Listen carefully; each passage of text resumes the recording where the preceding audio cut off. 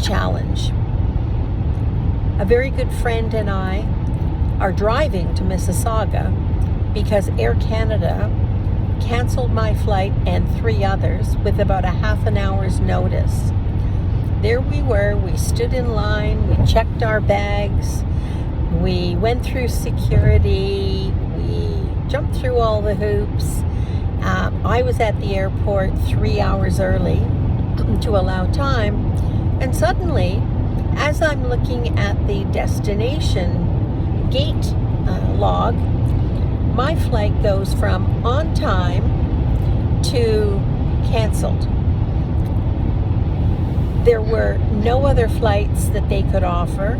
Apparently, every single seat was spoken for.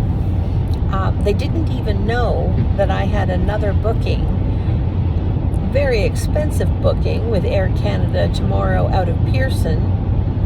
Nothing mattered, but they did automatically reschedule me for 2 days from now. Well, 2 days from now, people, I'm going to be in Entebbe. So apparently my air carrier doesn't know that. One more challenge overcome. Take care. I hope you're doing as well with your challenges.